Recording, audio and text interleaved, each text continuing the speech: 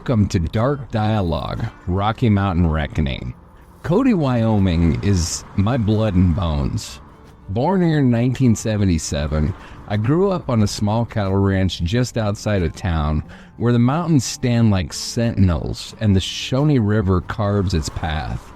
My dad, a brand inspector and a ditch rider, taught me the land's pulse, checking livestock, riding ditches, weathering winters that could freeze your soul. Cody's small, maybe 9,000 people, a place of rodeos and ranchers. But in 1988, when I was 10, a crime tore through our quiet like a rifle shot. The murder of Lisa Marie Kimmel. She was 18, driving from Denver to Cody, our town, to pick up her boyfriend before heading to Billings. Her disappearance and death hit me hard. A kid who thought the world was safe. That case is why Dark Dialogue Rocky Mountain Reckoning exists. Why I'm hell-bent on shining a light on the crimes of the Rocky Mountain region. And why this show is a different breed from our main Dark Dialogue podcast. It's about diving into the guts of investigations and forensics, chasing justice for victims the world has forgotten, and telling the stories of my home. Lisa's murder wasn't just a headline. It was a gut punch. Like I said, I was 10, riding my horse, fishing in the canal, when she vanished on March 25th, 1988. She was last seen near Douglas, Wyoming on I-25 and heading to Cody. Her black Honda CR-V turned up abandoned on April 2nd. Her body was found in the North Platte River near Casper. She was raped, bludgeoned, stabbed. Wyoming reeled. I remember the fear at school, the way parents hovered, the tension in my dad's voice as he locked our doors, something he'd never done. He'd seen rough types as a brand inspector, but this was different. I soaked up every scrap of news, reading the Cody Enterprise, staying with friends just so I could watch Unsolved Mysteries, because we hardly had TV at all. Listening to whispers around town and in school. When Delwayne Eaton was convicted in 2004, thanks to DNA from semen in Lisa's car found buried on his property, it was like a bomb went off in my head. Forensics could catch a monster, but only after 14 years of investigative stumbles. That case solidified my obsession with true crime, with how we hunt killers, or why we fail. It's why I came up with the idea for Reckoning, to make sure cases like Lisa's aren't buried. That's so vivid, John. I was in Cody too, born in 79, so I was only 8 when Lisa disappeared. I've got fleeting memories, people talking in hushed voices, my parents telling me not to wander, and it didn't hit me like you did, but it left a mark like the town felt, unsafe for a bit. Makes me shiver thinking of it now. Yeah, I hear you. You were a couple years behind me, so it makes sense that it's fuzzier, but that shadow touched everyone in Cody.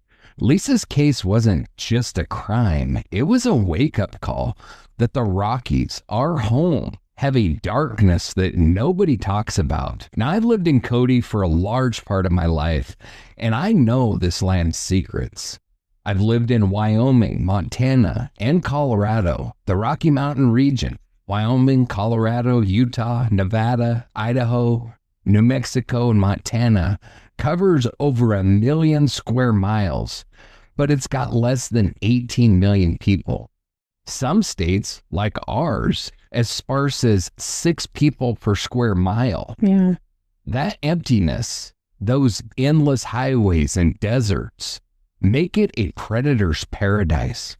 Crimes here don't get the spotlight like a Zodiac or a Gacy. They fade into the sagebrush, lost in the myth of the Wild West. Rocky Mountain Reckoning is our fight to change that, to drag these cases into the open with a focus on investigations and forensics, to give victims like Lisa a voice that they've been denied. And Lisa is one of the more known cases, at least from Wyoming. Mm-hmm. The Great Basin serial killers, our focus of season 1, aren't about one monster. They're about a region that let multiple killers thrive. We're talking at least 25 women, mostly transients or hitchhikers, found along I-80, I-15, US 93, Highway 120, from Elko, Nevada to Shoshone, Wyoming, between the 70s and 2000. Star Valley Jane Doe, shot and posed like a cross in 72. Her body a riddle in the desert. Naomi Kidder, strangled with barbed wire in 82, left in Natrona County's dust. Irene Vasquez, killed with an ice pick through her nostril in 92. Her rose tattoo, just a faint clue. And Lisa, whose case tied to Eaton's DNA, revealing a broader pattern. These murders are linked by highways, isolation, and investigative failures. Cases that went cold because sheriffs were outmatched or evidence was ignored. I chose the Great Basin serial killings because Lisa's case hit me where I lived. She was coming to Cody, to our town. It showed me the power of forensics, the grind of investigations, and the cost of delays. I've spent years chasing these stories, even searching for victims like Crystal Reisinger myself, because the Rockies' crimes deserve to be heard, and these women deserve justice. God, driving through Cody now, past those highways, it's eerie knowing Lisa was headed here. My memories are vague, but I feel the weight of it living here, and it makes me want to scream for those women to make sure that they're not forgotten. Yeah. And that's the fire behind Reckoning. Our main show, Dark Dialogue, is about giving voices to the voiceless across the United States, from California to South Carolina, and even all over the world. We dive deep into victims' lives, Candace Hiltz's art and family struggles in Canyon City, Dennis Day's quiet strength in Monte Vista, Heather Elvis's vibrant spirit in Myrtle Beach. And we tell their stories with heart, like we did in those episodes. Each case gets one episode, maybe two, blending empathy with mystery, always honoring the families. It's national, global, broad, and victim-focused, with a conversational tone you and I bring as friends who've known each other for 20 years. We banter, we laugh. I tear into Disney like it's the seventh circle of hell. That you do. You fire back with haunted doll fears that give me a chuckle. Dolls. But we keep it grounded in the human cost. Dark Dialogue is about the who of true crime. Who the victims were. Who loved them. Who failed them. It's warm, even in its horror, because we're telling stories of lives, not just deaths. Rocky Mountain Reckoning is a different beast. It's not national. It's not global. It's rooted in the Rockies, our backyard, where we both grew up. It's not about the victims' full life stories, though we'll always respect them with tributes, just like we did for Dennis or for Candace. Instead, it's about the how and the why, the nuts and bolts of investigations, the forensics that cracked or stalled cases, the crime scenes sheriffs botched. Where Dark Dialogue might spend half an episode on Candace Hiltz's dreams or Heather Elvis's family, Reckoning spends that time dissecting evidence. The semen DNA in Lisa's case that took 14 years to test. the untraced barbed wire in Naomi's murder, the isotope analysis that linked Shafter Jane Doe to Afton, but then went nowhere. We're not painting portraits of lives. We're tearing apart why these cases went cold, why sheriffs with 5 deputies for 9,000 square miles couldn't keep up, why evidence sat in dusty basements or refrigerators that failed. It's a scalpel cutting through the chaos of rural investigations. That hits. I love how Dark Dialogue lets us honor those lives, but this feels like you're a detective on a mission, fighting for Lisa and all of them. It's colder, heavier, but it's so needed. I'm in, but it gives me goosebumps thinking about those cases so close to home. Yeah, heavier's right.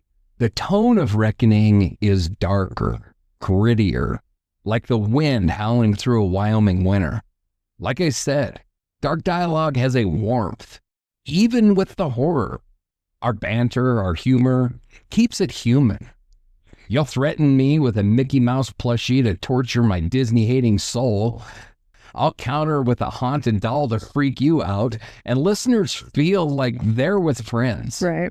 Reckoning keeps that dynamic. You and I are still us, still Wyoming kids at heart, but the laughs are fewer, the air thicker. We're not joking through a crime scene, we're standing in it, sifting through the dirt. The Great Basin cases are raw. Bodies in ditches, mummified remains, untested DNA. We don't shy away from the brutality, the failures, the fact that 18 of these 25 cases are still unsolved. It's not about comfort.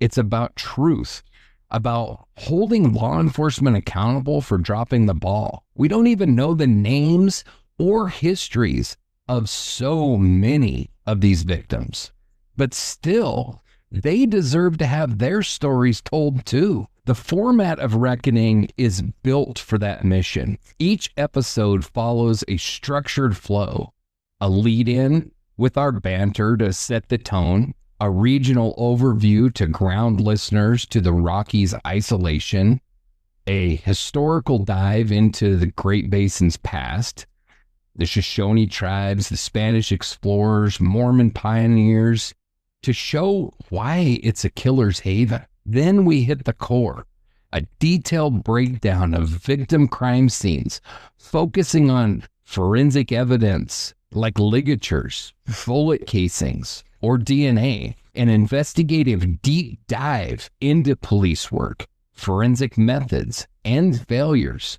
The theories and suspects section to weigh evidence against perpetrators like Eaton, Clark Perry Baldwin, or Robert Ben Rhodes. A community impact segment to show how towns like Cody or Elko were scarred, and a victim tribute to honor their humanity, though briefer than Dark Dialogues.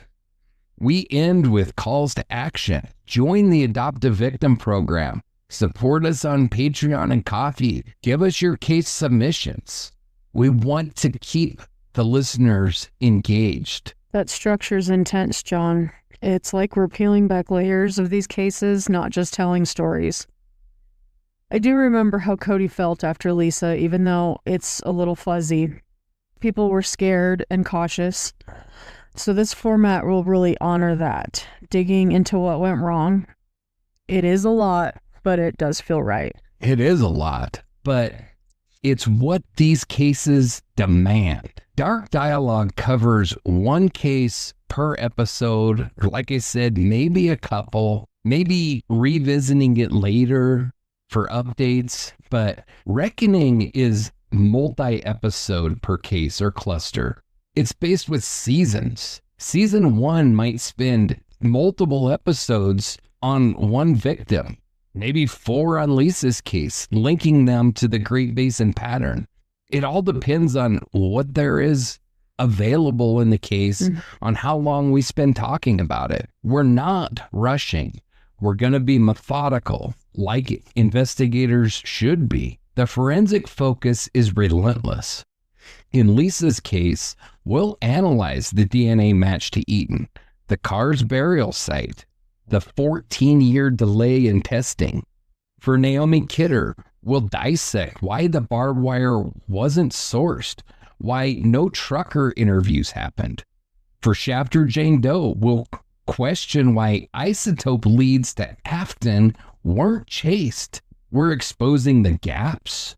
Rural sheriffs with no training, no CODIS until 1998, evidence lost to heat or to snow. It's not just storytelling, it's accountability. The darker tone sets Reckoning apart too. Dark dialogue balances horror with hope, like when we talk about Candace Hiltz's fight against corruption or Heather Elvis's family's resilience. We keep it light enough to connect. With our Cody bred humor, me calling Disney a glittery hell and you threatening me with the damn dolls, Reckoning leans into the grim. The Great Basin killings are brutal. Strangulations, shootings, ice picks, and we don't soften that. Our banter is still there, but it's gallows humor, like joking about a haunted doll while standing over a crime scene. We're not here to make listeners feel good. We're here to make them think, to feel the weight of 18 cold cases, to understand why Lisa's killer wasn't caught until I was 27. It's a tone that reflects Cody's winters, harsh and unyielding. Yeah, that darkness fits. Growing up in Cody, I love this place. The mountains, the rodeo, I'll never leave. But knowing Lisa was coming here, it's like a shadow over it. Your passion for this is infectious. Makes me want to dive in, even if it's scary. Well, that's why you're my co-host, Angela. We both know Cody's heart and its shadows. Reckoning is personal for me, but it is for you too. For everyone in the Rockies who's felt this region's hidden pain. The difference from dark dialogue comes down to scope, focus, and tone. Like I said, dark dialogue is national. We're gonna cover global cases from all over the world. It's victim-centric, warm, and one-and-done episodes for the most part. Mm-hmm. While Reckoning is regional, forensic-driven, dark, season-oriented instead of episodes, which allows us to dive deep as we need to. Dark dialogue tells you who Candace Hiltz was. Reckoning tells you why her killer's still free. Why dipshit Sheriff Desi Medina, his blunders in Dennis Day's case echo Rio Grande County's failures. Dark dialogue is a story. Reckoning is a discussion. But both share our mission of keeping the dialogue alive and giving voices to the voiceless. For me, it started with Lisa, with Cody, with a kid who saw the cost of silence and swore to break it. I'm with you, John. Those fleeting memories of Lisa's case, they're enough to make me want to fight for her. For all of them, really. So let's do this. Let's make the Rockies story heard. Damn right, Angela. Rocky Mountain Reckoning is our fight. Cody's fight. Wyoming's fight. The Rocky Mountains fight for Lisa and every victim that the Basin, the Great Basin, has tried to bury. We're not just telling their stories. We're cracking open the investigations, exposing the failures, and chasing the truth with every forensic tool that we've got. This is our home, and we're taking it back, one case at a time. So now we're tearing into our home turf's darkest secrets. My true crime heart's racing, hotter than a Montana wildfire. These mysteries hit harder than my worst guessed chaos. Season 1, Episode 1's our launch. Time to rip open the Rocky shadows.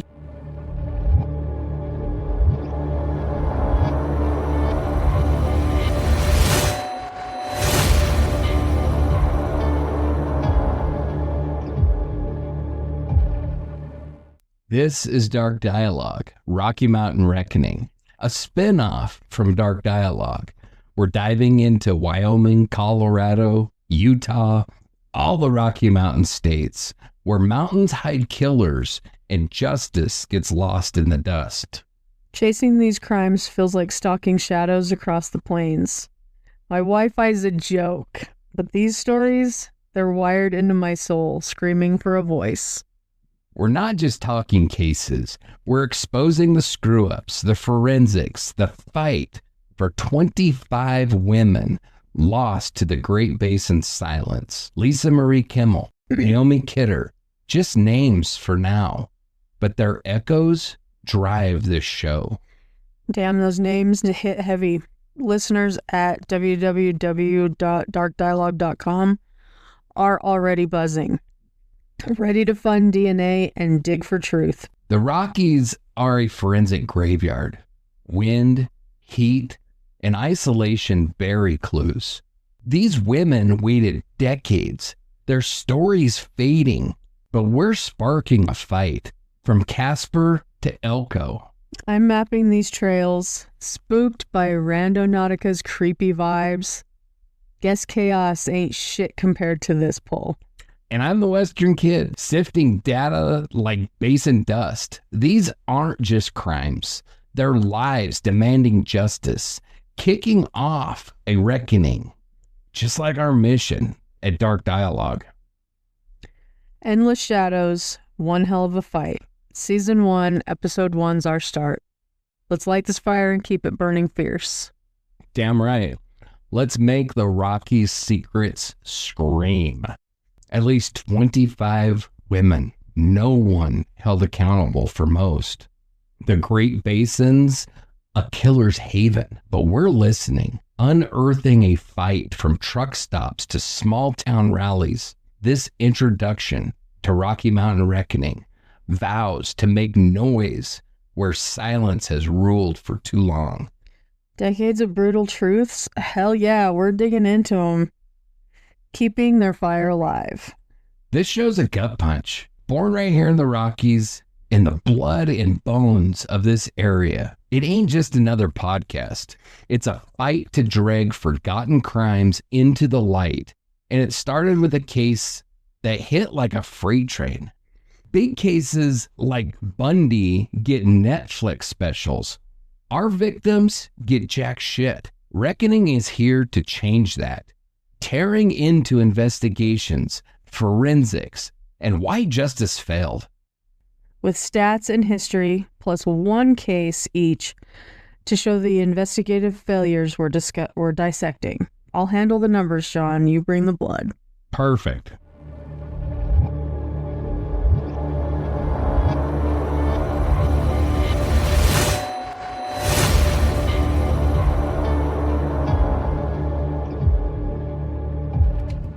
Colorado, statehood August 1st, 1876, the Centennial State. Spans 104,000 square miles, 5.8 million people in 2025, 56 per square mile. From Denver's bustle to San Juan's ghost towns, it's vast. The FBI says violent crimes 4.9 per 1,000 in 2023, but rural voids are lawless.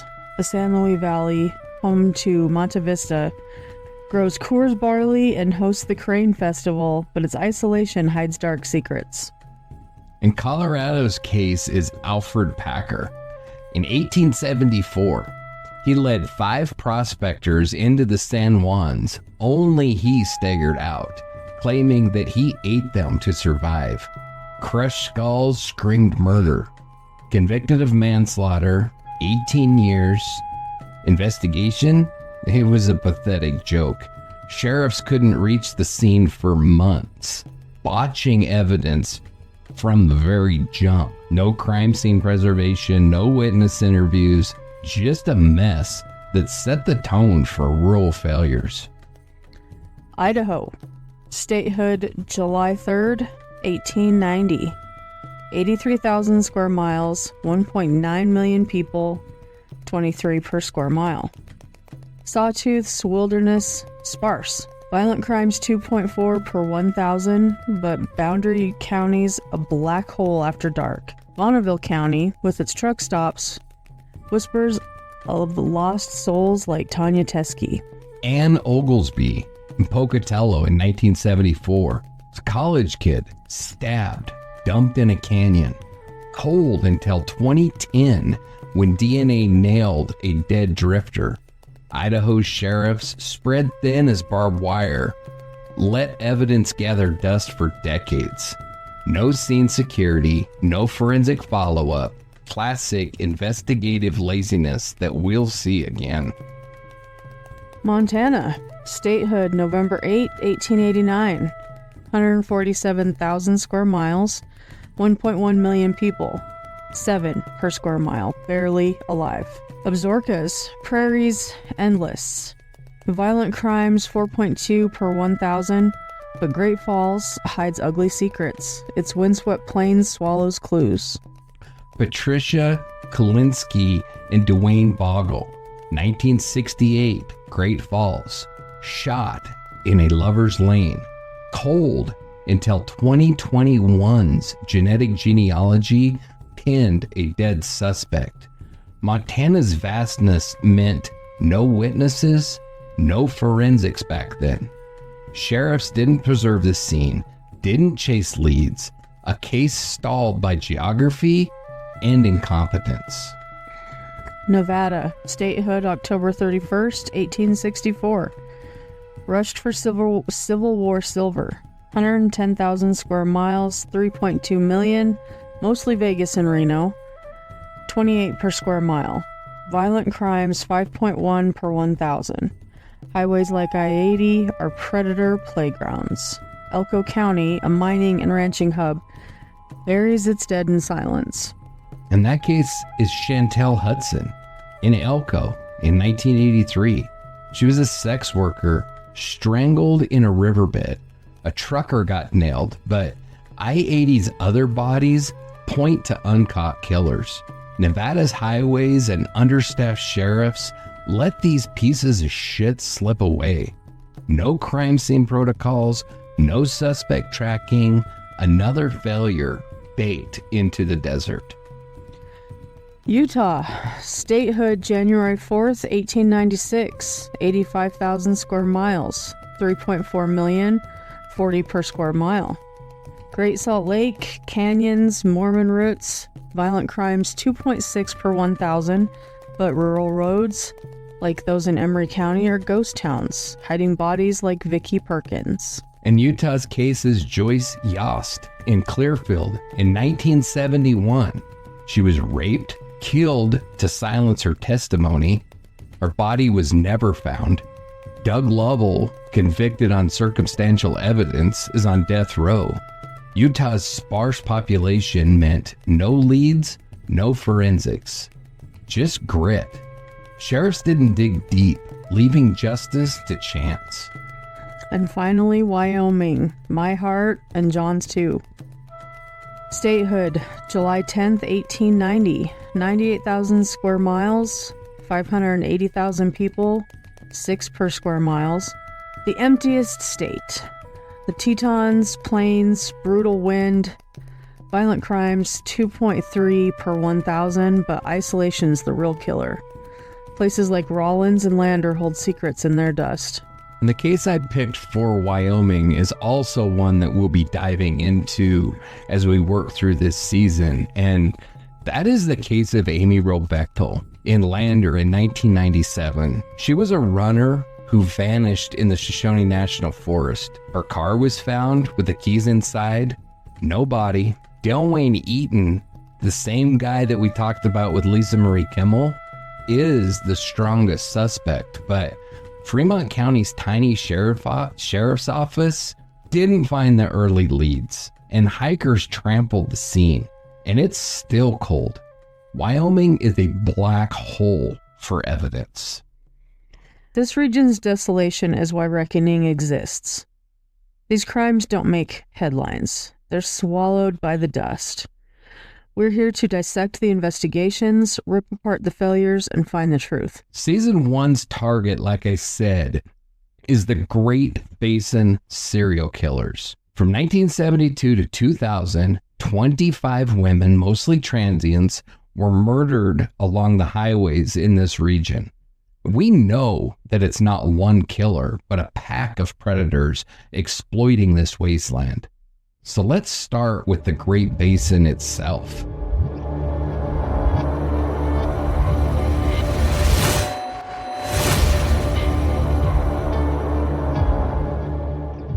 The Great Basin's a beast. 200,000 square miles of desert, salt flats, jagged hills, swallowing most of Nevada, western Utah, southern Idaho, bits of California and Oregon.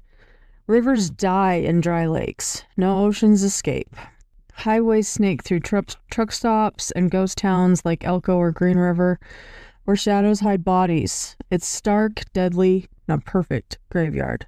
For millennia, Shoshone, Paiute, and Bannock tribes owned this land, hunting, gathering, turning pinyon pine into food, weaving watertight baskets. Their trails crisscross the basin, their knowledge unmatched.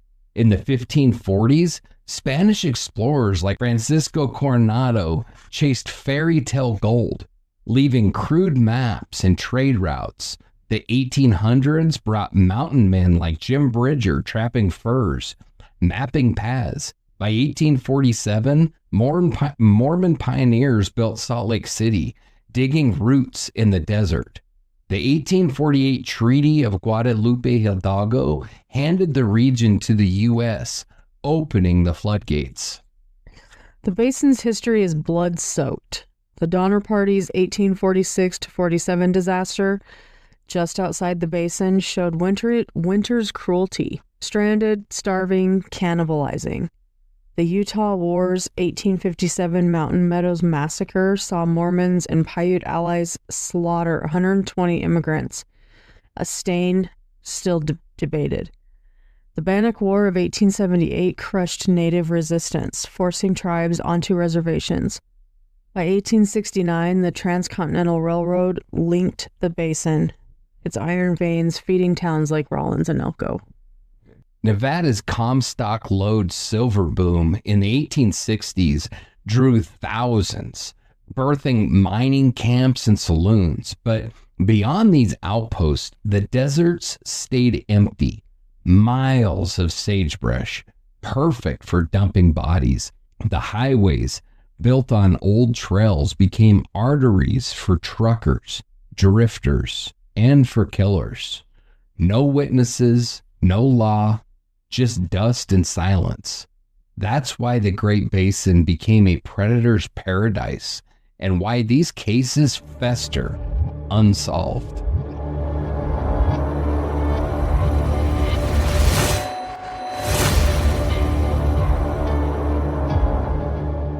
So the Great Basin serial killers left 25 victims dead, their bodies strewn across highways and deserts like discarded trash. Our data details each crime scene, forensic scrapes, and what little we know of their lives. We'll honor them, but the focus is the evidence, the clues that should have cracked these cases, but too often rotted in evidence lockers or went bad when refrigerators failed. The victims, Star Valley Jane Doe, found in 1972 on July 14th in Elko County, Nevada. She was found nude, decomposed, posed cross-like, shot twice with a .22 caliber, one in the neck, one in the cheek. A rancher stumbled on her half a mile from Star Valley Road, 8 miles south of I-80. She was likely 17 to 25 years old, possibly a hitchhiker. Her life a blank slate. A dark blue Volkswagen Beetle with Tennessee plates was seen nearby on July 7th. It was never traced. The crime scene? Sagebrush. No prints. Bullets, the only scrapes. Unanalyzed. Then we have Devil's Gate Jane Doe in 1972 as well. She was found on October 2nd in a shallow ditch She's either white or Hispanic, between 15 and 18, and killed about 12 weeks prior to her being found. The decomposition hid the cause of death. The crime scene was remote. No witnesses, no forensic traces, just bones in a desert. Then we have Thousand Springs Jane Doe, found July 16, 1974, also in Nevada, skeletal by the time they found her. Burned, post-mortem. She was in her late teens to mid-20s, and hikers found her in a dry wash. Fire erased evidence, leaving no DNA, no prints, just charred fragments. Tammy Terrell, found October 5th, 1980 in Henderson, Nevada. She had multiple stab wounds, possibly sexually assaulted. She was last seen at a diner, and she was likely a sex worker, nicknamed Boots or Shoes. The crime scene, it was on the edge of an urban environment. Blood trails are minimal, no DNA recoverable due to poor preservation. Nancy Sellers, missing May 1981 from Green River, Wyoming. A leg and a foot were found. ID'd in 2013 using DNA. An I-80 dump site, no cause of death determined, no scene forensics. She was 24 and estranged from her husband Clayton. Her life, a mystery. Cora Carrillo, found March 1st, 1981 in Carson City, Nevada. She was strangled, clothing knotted around her neck, a 17-foot embankment off Jacks Valley Road. Cora was 24. Last seen at a party. There were ligature marks clear on her body, but no DNA or prints were preserved. Belinda May Grantham, found August 1982 in the North Platte River in Glen Rock, Wyoming. She was 20. Definitely a homicide, but the cause is unclear. The riverbank washed away evidence. No autopsy details were preserved. A Washington native, she was starting anew and was unmarried. Naomi Kidder, found September in 1982. She was 18. She was found mummified with a barbed wire ligature knotted around her neck. She was last seen hitchhiking from Rawlins on June 29, 1982. No DNA, the wire is the sole clue, and it's untraced. Janelle Johnson, found March 1st, 1983, on Muskrat Creek Road in Shoshone, Wyoming.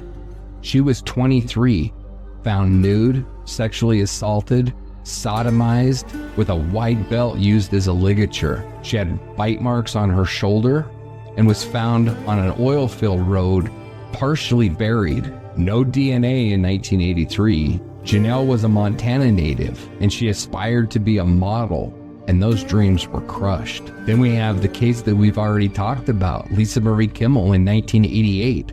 She was found April 2nd in the North Platte River in Casper, Wyoming. She was 18, found raped, bludgeoned, stabbed, and the semen DNA matched Dale Eaton, and her car was found buried on his property. She was a Billings, Montana native. She loved teddy bears, and it's a forensic win after 14 years. Then we have Vicki Lynn Perkins, found May 13th, 1989, on I-70 in Emery County, Utah. She was 19 and found beaten, strangled, nude, and decomposed. She was a Portland sex worker, hitchhiker. There's no DNA. The desert erased the evidence. Then we have Kathleen Peringer. She vanished April 17th, 1989 from Riverton, Wyoming. She was 42. Her purse and glasses were gone. Her car was left behind. No body, no crime scene. She was a responsible mom, a student with ties to the Wyoming Honor Farm inmates. We have Patricia Candace or Candy Waltz Ziskowski, found October of 1990 in Millard County, Utah. She was 24 and was a hitchhiker. In 2003, she was finally ID'd using DNA. A worthless piece of shit by the name of Robert Ben Rhodes was convicted when his DNA from his semen was linked. Candy was a devout Christian and was just a newlywed, which brings us to her husband, Douglas Scott Ziskowski. He was found January in 1990 in Sutton County, Texas. He was 26, found shot. He was ID'd in 92. Rhodes was also convicted of his murder. He dumped his body on a highway. Like I said, him and Patricia were just newlyweds. And they were headed to I think they were headed back from a church convention. And then we have, this one just tears my heart out because we don't even have a Jane Doe. We have unidentified person number 7519, found June 11th, 1990 in Wendover, Nevada. The remains were skeletal with hair bleached. There was a Timex watch, a purple pantsuit, found off US 93. No cause of death, no leads. Clothing hinted at a careful life. We have Barbara K. Williams, found March 22nd, 1991 on I-15 in Webb County, Utah. She was 19 and found strangled, beaten, nude. Her husband, Howell Williams, was convicted and fingerprints were the key. She was trapped in abuse, so she sought escape. Then we have Irma Linda Garza Sherman, found April 2nd, 1991 in St. George, Utah. She was 27, shot, beaten, and left on a desert road. No arrests, no DNA, the scene untouched. Then we have Irene Vasquez, who was known as Bitter Creek Betty for years and years, until finally she was identified. She was found on March 1st, 1992 on I-80 in Sweetwater County, Wyoming. She was between 24 and 32. She was found sexually assaulted with an ice pick through her nostril as the cause of death. Finally, in 2020, DNA linked Clark Perry Baldwin to her murder, and a rose tattoo was finally linked to Tucson, and she was able to be identified. And Clark Perry Baldwin is now on his way back to Wyoming. He might be here by now, actually, to stand trial for her murder. Next, we have the Sheridan County Jane Doe, also in 1992, found April 13th on I-90 in Sheridan County, Wyoming. She's between 16 and 23, found sexually assaulted, murdered using blunt force trauma. She was pregnant, and the piece of shit, Clark Perry Baldwin, is also charged in her death through a DNA link. She was found in a light blue checkered shirt and had given birth before. And the piece of shit is going to stand trial for her murder as well soon. But we don't know about the child? Whether he was charged with killing too or not. Well, where was the child? Oh, the one that she gave birth to before? Yeah. We have no clue because we don't know who she is. Okay. And then we have another one just like that, known as the Shafter Jane Doe, found November 16th, 1993, off I-80 back in Elko County, Nevada. She's between 20 and 30. She was shot twice, one in the chest, one in the back. She was beaten. She had pink nails, and isotope analysis tied her to Afton, Wyoming. But there's been no arrests, and she's never been identified. And Afton's not that big. Afton is tiny. Yeah. Next, we have Tina Sherry Snell. She was found October 30th, 1996 in Nevada. She was found mummified. She was a drug user and a truck stop regular. No cause of death was reported. No suspects.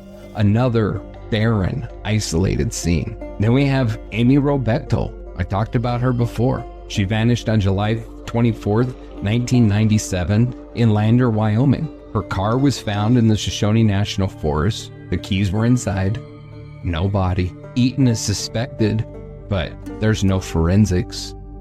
She was a runner and she was training for the Olympics. Those dreams were shattered. Mm-hmm. Then we have Tanya Teskey, found August 15th, 1997 on US Highway 20 in Bonneville County, Idaho. She was 18. Sexually assaulted. Manner of death is homicide, but no cause of death is known. Truck stop, no DNA. She was a native of Shoshone, Wyoming.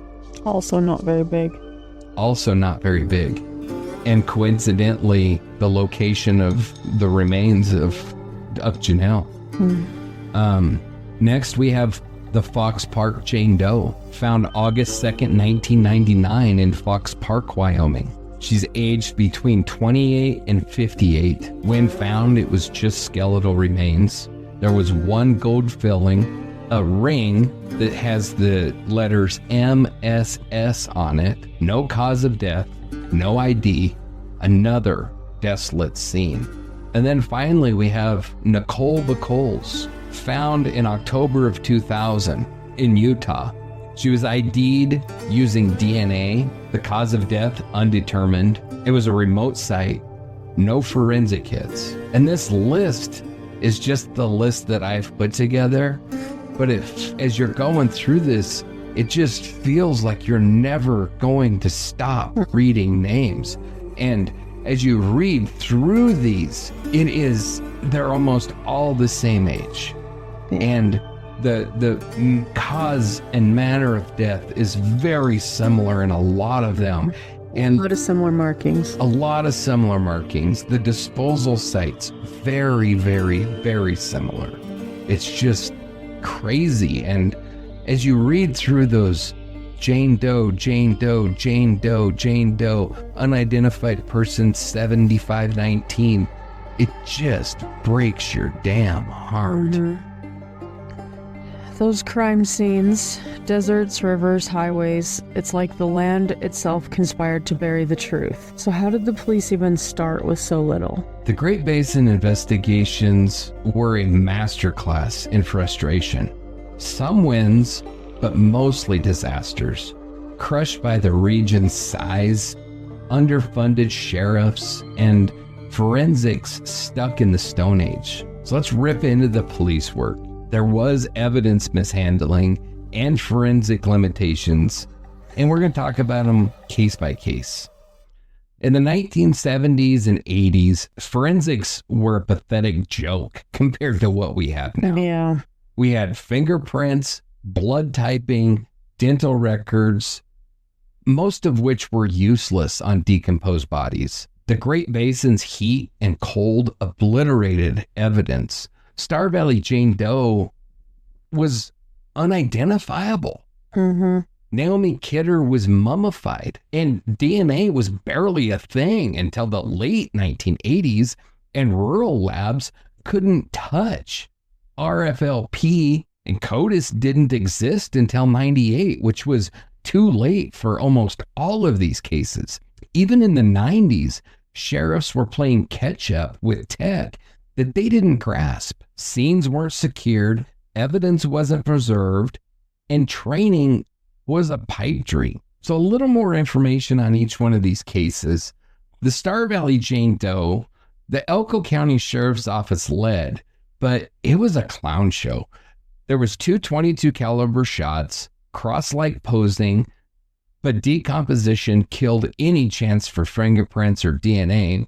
There was that blue Volkswagen, and that was a lead, but poof, gone, nothing. The crime scene was sagebrush. There was no witnesses. Sheriff's log shows that they barely canvassed, assuming that she was a transient that nobody'd miss. No ballistics analysis, no vehicle trace, pure laziness that set the case back decades. Lisa Marie Kimmel in 88, the Natrona County Sheriff and the Casper PD pulled off a miracle. The autopsy revealed rape, bludgeoning, stabbing, and identified semen. DNA preserved by dumb luck matched Dale Wayne Eaton in 2002. His property hid her car, buried like a trophy. Took 14 years, but forensic persistence won. Unsolved Mysteries exposure helped, but DNA was the clincher. Eaton's doing life in prison now, but other cases could have used this rigor. Irene Vasquez, or Bitter Creek Betty. The Sweetwater County Sheriff found her sexually assaulted, ice picked through the nostril, a sadistic signature. They found DNA, they saved it from the snow, and it was linked to Clark Perry Baldwin in 2020. And like I said, her rose tattoo and Tucson connection cracked her ID in 2022.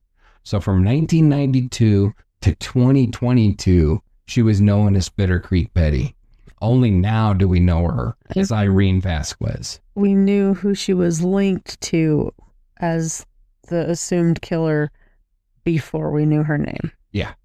And like I said, this is very, very fresh. That trial is pending because he was just convicted in Tennessee of another very similar murder. Tennessee found him guilty and then shipped his sorry ass to Wyoming, where he will stand trial here. And that's in the works right now. Yeah. Like it was, I think it was 3 weeks ago when I saw the last update that said he should be arriving in Wyoming in 2 weeks. Yeah. So I think it's likely that he's here now, but I don't know that for sure. But I do know his sorry ass is going to be standing trial in the very near future for this. Yeah. The sheriff's early scene preservation was a rare win, unlike most cases that we're going to talk about here. Then we have the couple, Patricia and Douglas Ziskowski, and this is a rough one, man. She was found in Millard County, Utah.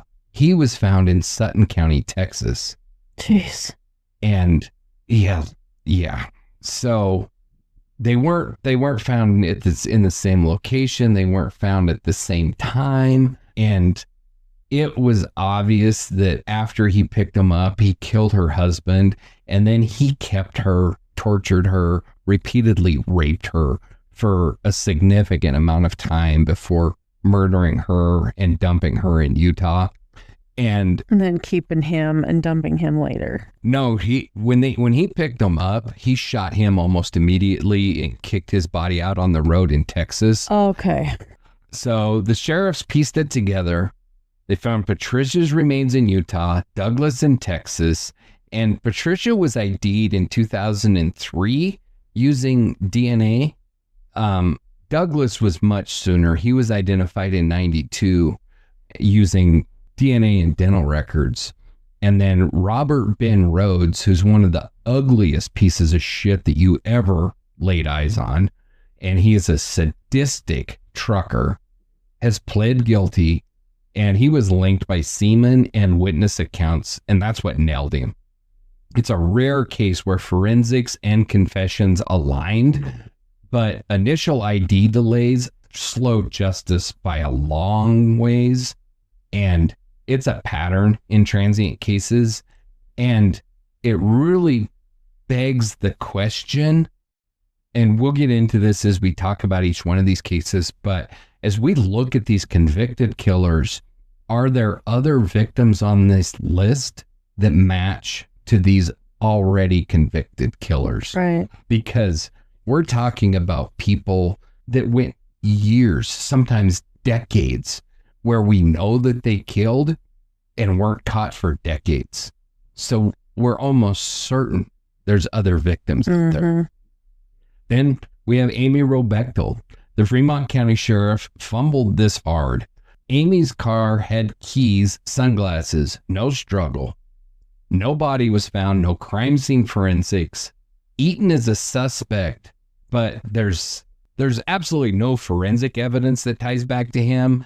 There are some fairly strong circumstantial evidences, but the sheriff's office had 12 deputies for 9,184 square miles. They didn't secure the scene. The hikers trampled it. There were no tire tracks, no prints, no suspect interviews. It's classic rural failure, and it's left the case ice cold. And I will also say that the Fremont County Sheriff's Office zeroed in on her husband and kind of got tunnel vision that he was the killer and kind of ignored other things. Then we have Janelle Johnson, 1983, Fremont County Sheriff again, another mess. found on Muskrat Creek Road, sexually assaulted, sodomized, bite marks, a wide belt ligature, found on an oil-filled road, no traffic, no witnesses. The bite marks could have been gold, but 1983 tech couldn't analyze them. Evidence sat in a box, untouched for decades. Sheriff's logs show minimal canvassing, no dental record comparisons, no suspect pool, a textbook botched job. Then we have Naomi Kidder. In 1982, Natrona County Sheriff found her mummified, barbed wire knotted around her neck. She was hitchhiking from Rawlins. She was a sitting duck. No DNA, no prints. Wire was the only clue, and they didn't trace its type. No truck stop canvassing, no witness follow-ups. The investigation stalled, buried under understaffed excuses, leaving her case a ghost. Kathleen Peringer in 1989, the Riverton Police Department and again the Fremont County Sheriff hit a wall. No body, no crime scene, just a missing person glasses. With ties to Wyoming Honor Farm inmates raised flags, but no leads panned out. No suspect interviews, no forensic tests on her car. The investigation was DOA, a masterclass in doing nothing. The Shafter Jane Doe in 1993, Elko County Sheriff's Office found her shot twice with a small caliber weapon, once in the chest, once in the back. She'd been beaten in her face. Her pink nails were intact, and the isotope analysis tied her to Afton, Wyoming, but still no ID. The crime scene was sagebrush, no witnesses. The bullets and the isotopes are the only evidence. The sheriff's office didn't pursue the isotope leads. They didn't run ballistics. A drop ball that's still rolling. Nicole Buchholz. Tuella County sheriffs recovered her near the Great Salt Lake, ID'd years later using DNA. Cause of death undetermined. No crime scene forensics. A desert ate everything. No trucker interviews, no suspect pool despite the location. Investigation petered out. Another victim lost to the void. Tammy Terrell, 1980. The Henderson PD handled this, but it was sloppy. Stab wounds, possible sexual assault. She was seen at a diner right on the urban edge, yet no witnesses tracked. Blood evidence wasn't preserved. No suspect pool developed. The case languished, dismissed as a high-risk victim issue, a lazy cop-out. Cora Carrillo, 1981, Carson City Sheriff's Office investigated. Strangulation, clothing ligature, steep embankment. Ligature marks were clear, but no DNA or prints. Partygoers weren't thoroughly interviewed. No suspect leads followed. The case went cold fast. Another failure of effort. Belinda May Grantham in 1982. The Glen Rock Police Department and the Converse County Sheriff found her in the North Platte River. Manner of death, homicide. Cause, unclear. Water erased evidence. No autopsy details were preserved. No canvassing. No suspect interviews. Assumed that she was a transient, and the case was shelved without a fight. Vicki Lynn Perkins, 1989. Emory County Sheriff's Office recovered her, beaten, strangled, and decomposed. No DNA, no prints. Desert conditions destroyed everything again. No trucker interviews despite her hitchhiking background. No scene analysis beyond recovery. The case died on the vine. Unidentified person 7519. Wendover Police Department and the Elko County Sheriffs found her skeletal, no cause of death determined. Clothing was a purple pantsuit and a Timex watch, which offered leads but no follow-up on transient communities or local businesses. The investigation stalled. No forensic advancements were pursued. Barbara K. Williams in 91. The Wab County Sheriff cracked this with fingerprints linking Howell Williams. She was found strangled, beaten, nude. It was a quick conviction, a rare success, but the initial scene wasn't fully processed, risking missed evidence like additional prints or fibers. Ermelinda Garza Sherman, 91, St. George Police Department found her shot, beaten in a desert. No DNA, no ballistics analysis that was done properly. The scene wasn't secured. No suspects were developed. The case remains cold, a textbook failure of basic police work. Tina Sherry Snell, Elko County Sheriff, recovered her mummified, no cause of death, no suspects. Truck stop connections were ignored. No forensic tests beyond a basic exam. The investigation was non-existent. Another victim just written off. Tanya Teskey, Bonneville County Sheriff, found her sexually assaulted. Manner of death was homicide. No DNA. No cause was ever pinned down. Truck stop was her last sighting. No trucker interviews. The case faded fast, a missed chance to chase transient patterns. Then we have the Fox Park Jane Doe, 1999. Albany County Sheriff recovered her skeletal remains with a gold filling and MSS etched on a ring. No cause of death, no ID. The ring wasn't traced.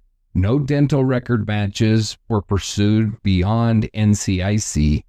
The investigation stopped at recovery, leaving her nameless. Now, I will say a small update, possible update on Fox Park Jane Doe, which we'll dig deeper when we cover her in her episode. But I will say that the Albany County Sheriff had relatively recently submitted DNA from that case. And as all I know is that she was removed from NamUs, which only happens if she's been identified. Mm-hmm. So I believe that DNA came back and identified her, but there is absolutely zero on that.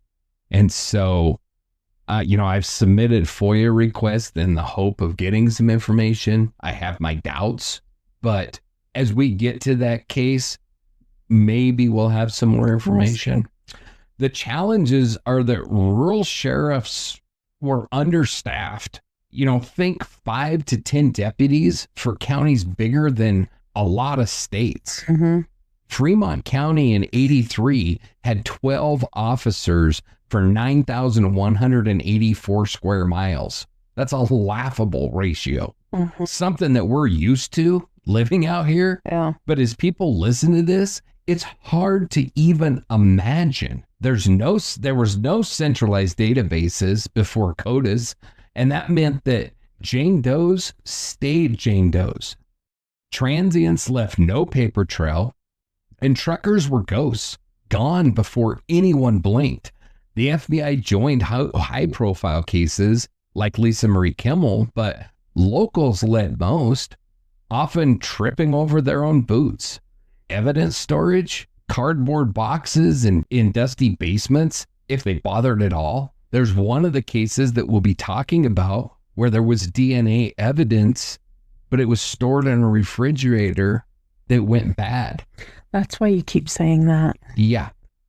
The refrigerator stopped working and the DNA was lost. Oh.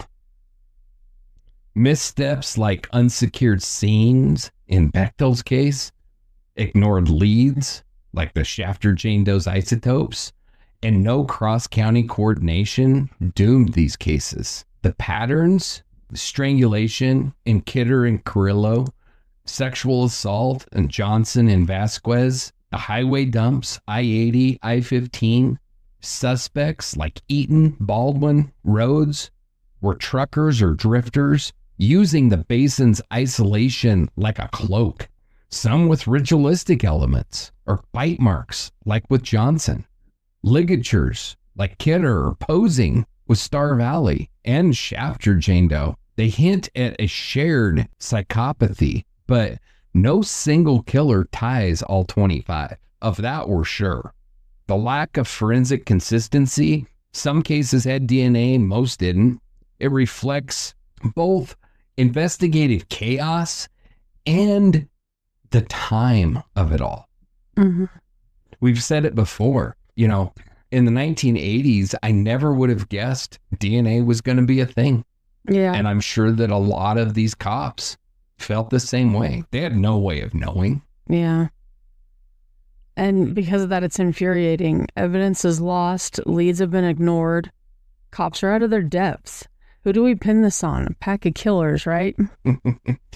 No single Great Basin serial killer.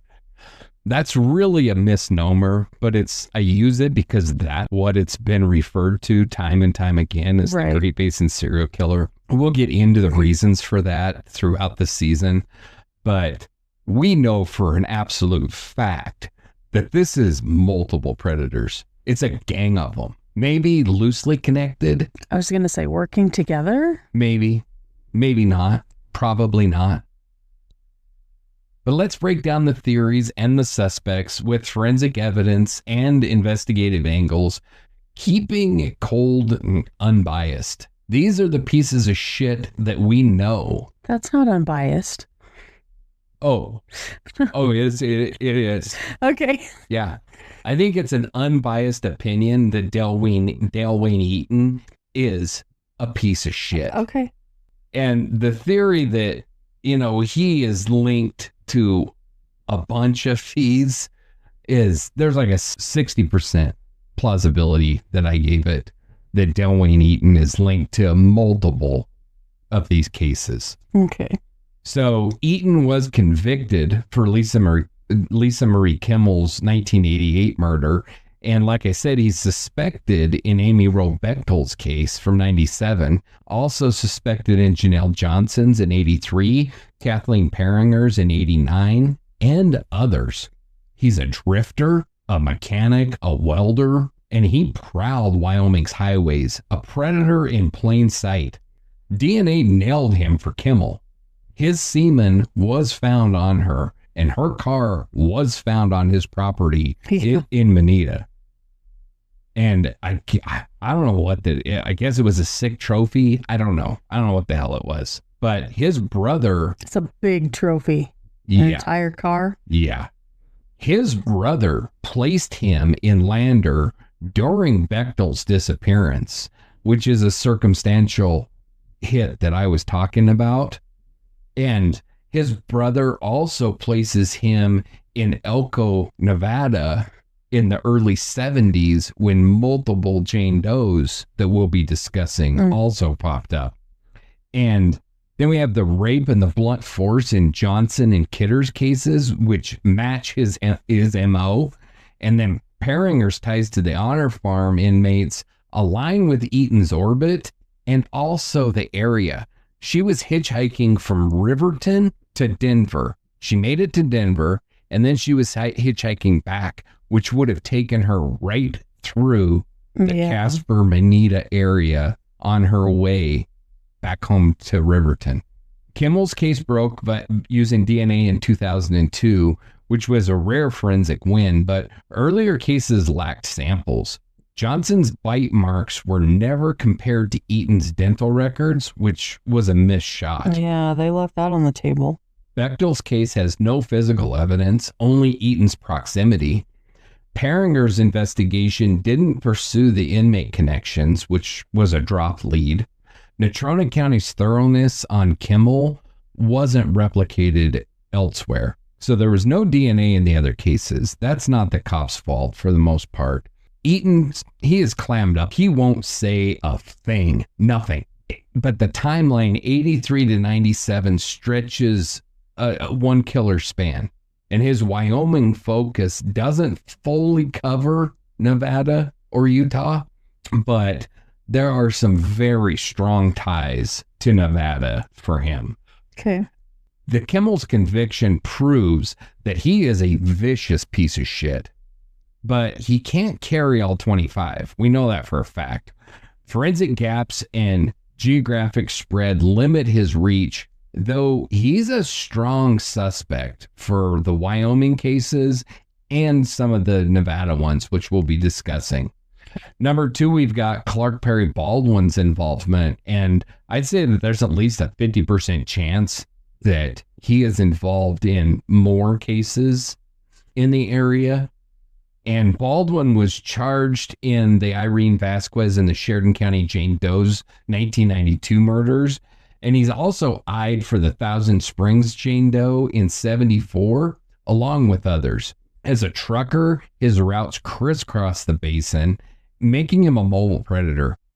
The DNA links him to Vasquez and to the Sheridan Jane Doe, who was sexually assaulted, blunt force trauma.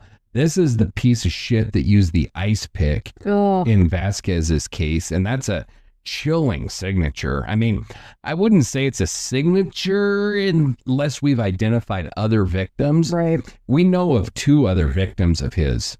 Allegedly, we know of the Sheridan Jane Doe, who was not killed using an ice pick.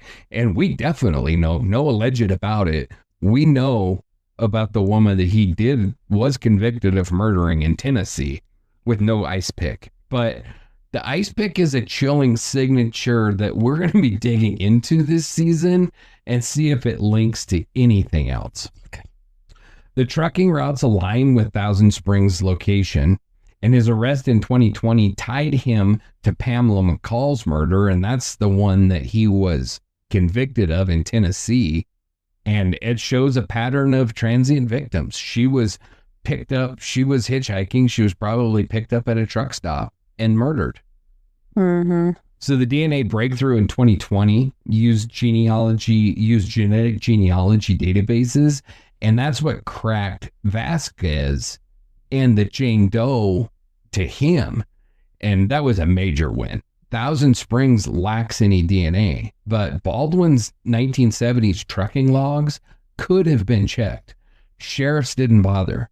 Sweetwater County's scene preservation helped a ton, but earlier cases like Thousand Springs were ignored, missing cross-state links.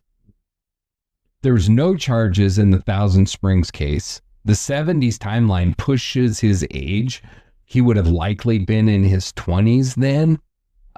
Which, depending on his age, is a little young for serial killers, but he could have been budding at that time.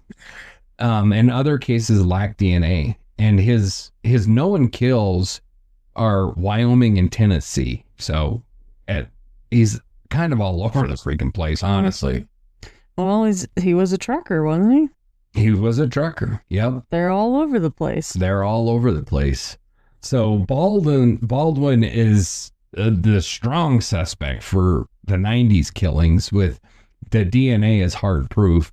Earlier cases like Thousand Springs are speculative, but his trucking life makes him a solid contender. But again, not a catch-all. We know we have multiple killers. Number 3 is Robert Ben Rhodes, and I put him about 40%. Rhodes was convicted for killing Patricia and Douglas Ziskowski in the 1990 murders. Mm-hmm. And he may have killed Vicki Lynn Perkins in 89, as well as others. He's a sadistic trucker. He targeted hitchhikers using his rig as a torture chamber. Oh, he's the one. Yeah, he's the one. He pled guilty for the Ziskowskis. Semen evidence had him sealed up. Perkins' hitchhiking and Utah dump site fits his MO. Torture, highway drops. He's known for prolonged abductions.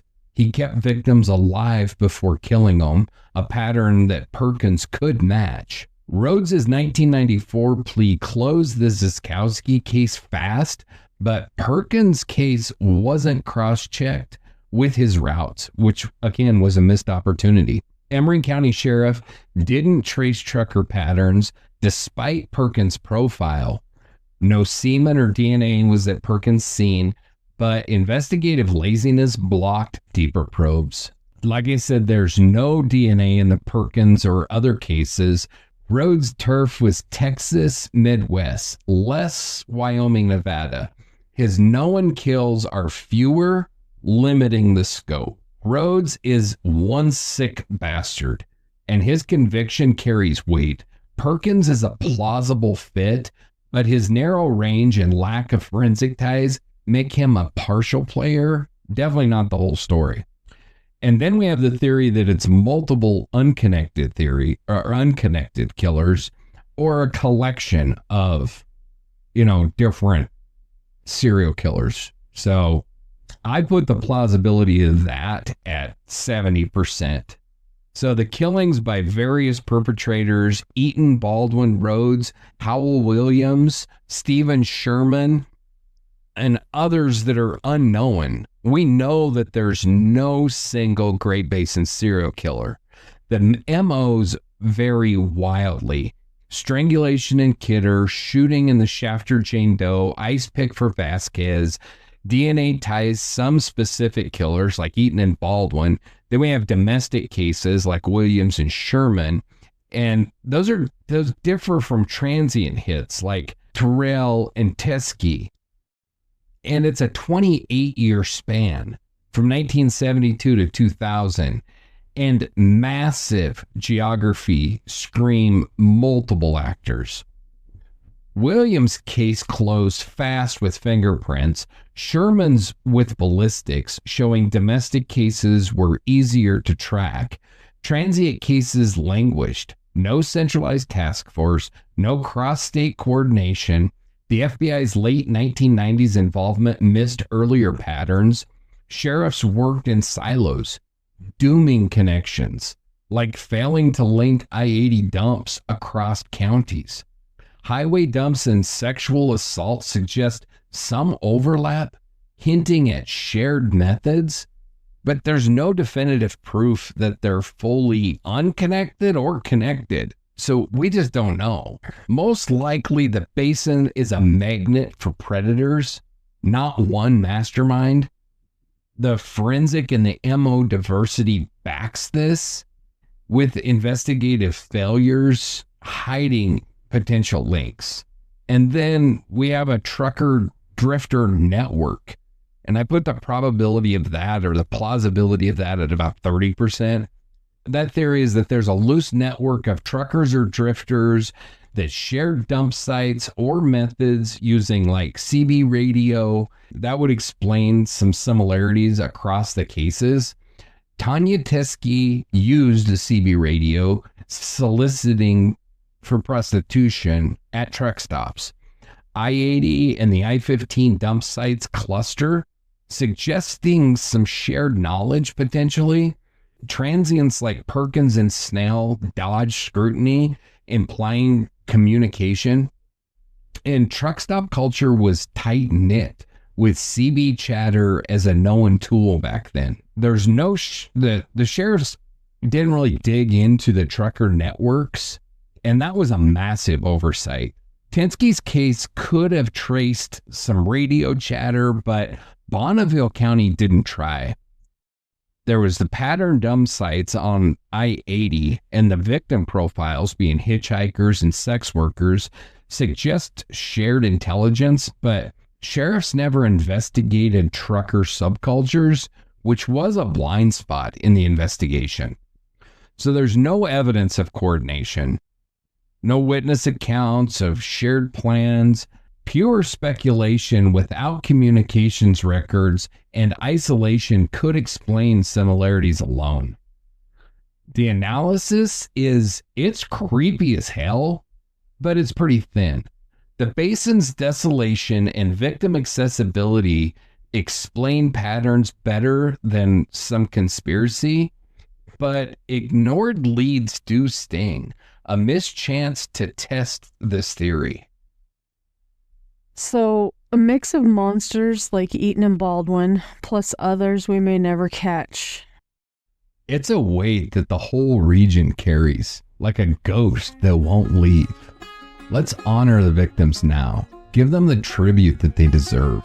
This is the heart of Dark Dialogue for all of our shows, and that is giving voices to the voiceless. These 25 victims were lives, not just crime scenes. Each a spark snuffed out by violence. We'll honor them, but we're also going to focus on the investigations that they deserved. the justice that they were denied. Star Valley Jane Doe, a young dreamer, posed in Nevada's sagebrush, her name lost to time. Devil's Gate and Thousand Springs Jane Does, teens with futures unwritten, left in desolate washes. Tammy Terrell, vibrant with her Boots nickname, lighting up Henderson diners. Nancy Sellers, navigating a broken marriage in Green River's quiet streets. Cora Carrillo, her laughter echoing at the Carson City party, silenced too soon. Belinda May Grantham, starting fresh in Glen Rock, her roots in Washington.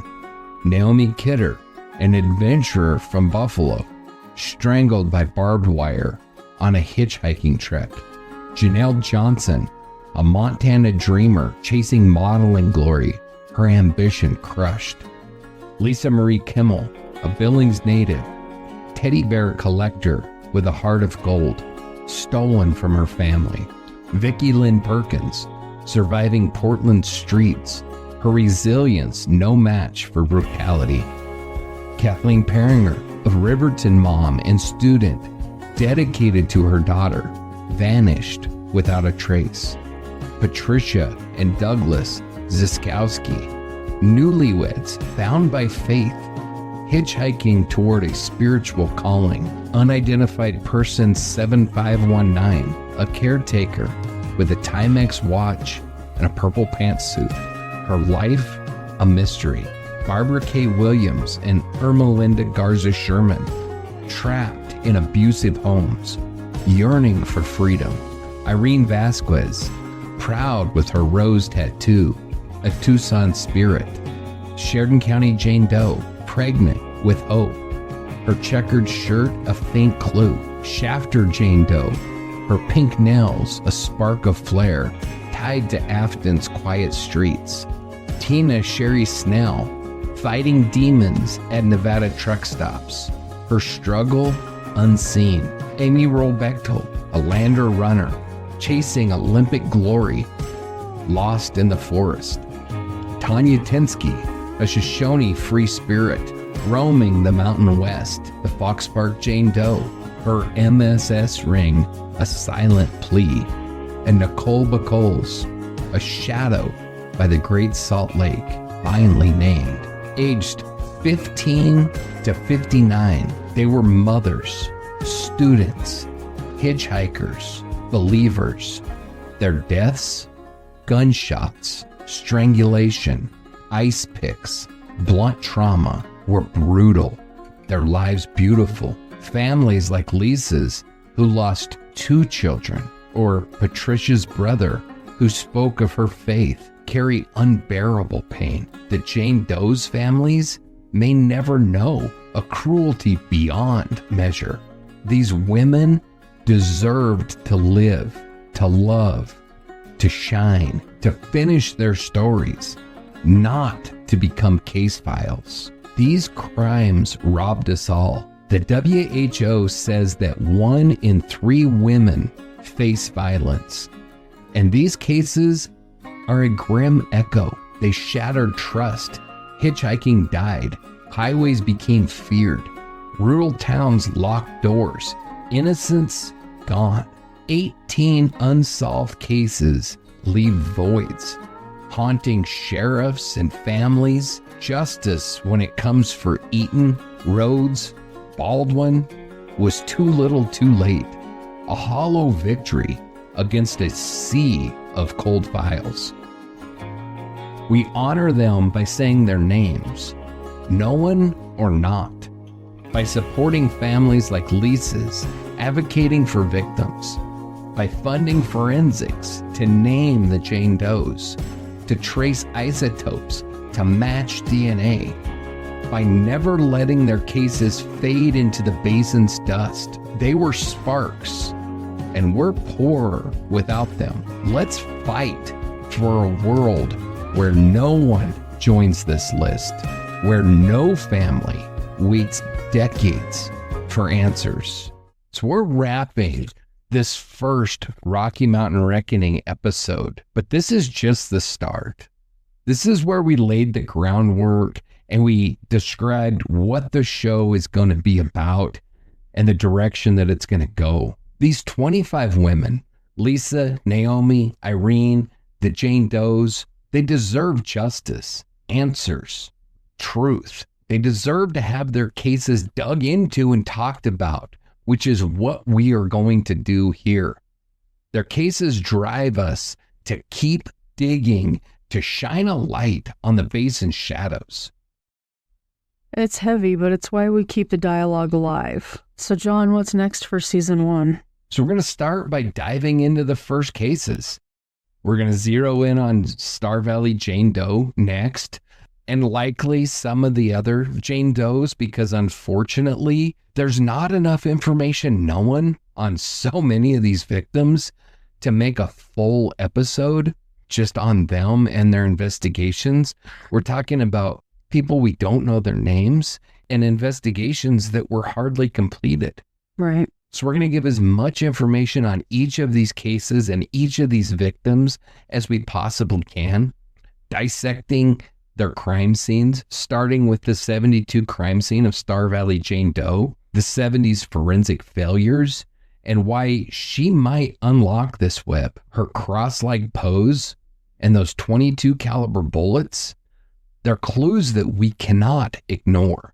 Our adoptive victim program's live at www.darkdialogue.com. Sign up, pick a case, join our Discord to sleuth with us, support us on Patreon and Coffee, Substack for exclusives like case files and bonus episodes. One-time coffee donations fuel our investigative fund. Real searches, DNA tests, like the one that discovered Irene Vasquez's identity, that gave her name back. Every dollar counts. So if you've got a case we should cover, email info@darkdialogue.com. Like and share this episode. It might reach someone with a tip, a memory, a lead. Join us on Discord, Facebook, Substack, or follow on Facebook and X for updates and case discussions. Maybe we'll get Angela to face a haunted doll yet. See if she screams louder than her spreadsheets. Stay curious, stay safe, keep hunting the truth in the shadows. This is John. And this is Angela, praying John doesn't mail me a creepy-ass doll. And this has been Dark Dialogue, Rocky Mountain Reckoning. So thank you, Angela, for joining me on this journey. And thank you, listeners. Remember, stay safe, stay curious, keep hunting the truth, and make the guilty face the reckoning.